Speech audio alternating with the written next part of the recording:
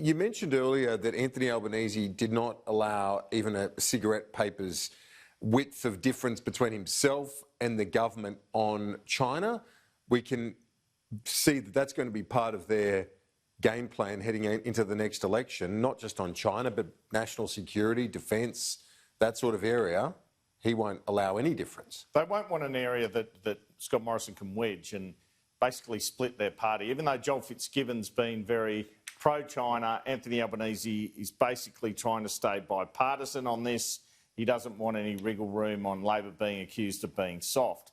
So I had an opportunity to ask Mr Albanese at the press club this afternoon about his strategy for the next election and the struggles he has with the pandemic with creating a point of difference with the government, given the government's throwing hundreds of billions at the crisis. Do you expect the next election to be next year? And do you accept it will be difficult to win? Because Scott Morrison's happy to go to the centre and even the left in terms of things like the $200 billion stimulus. Any ground you can campaign on, he seems to take.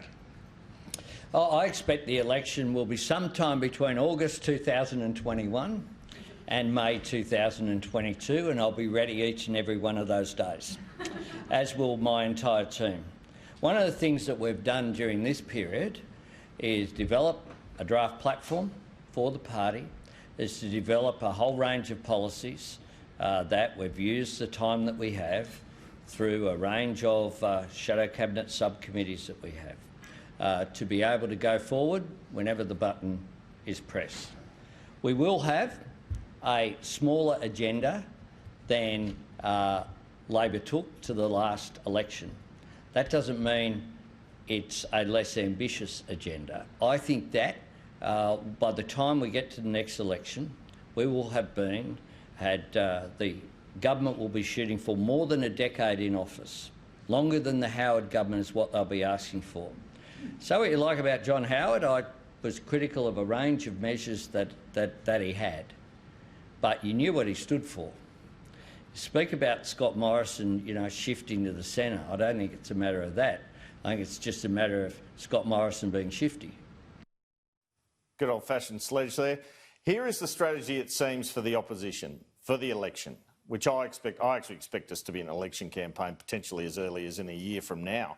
It's to find 5 or 6 things to campaign on and not 200 that Bill Shorten campaigned on. But Anthony Albanese there, he was making sure he was mentioning climate change as one of those. At the moment, that together with compulsory superannuation increases appear to be 2 noticeable points of difference, not many other points of difference. Scott Morrison responding to that to some extent, talking about how good his team is compared to Albanese's, defending Aged Care Minister Richard COLBECK on Question Time, saying no one on your front bench could do any of these jobs.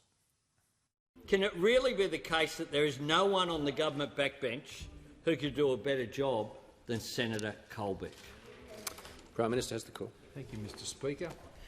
I'm very certain of one thing. There's no one who sits over there who could on any of the ministers who sit on this side, Mr Speaker.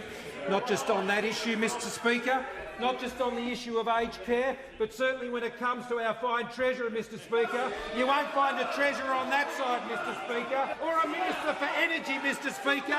I know the member for Hunter would like to join our policy on energy.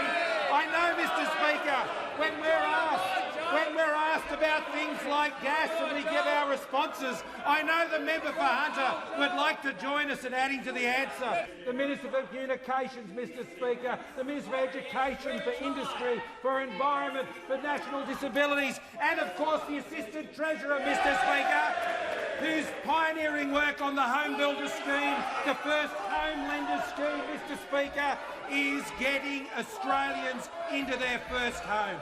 Those of us opposite mock, Mr Speaker.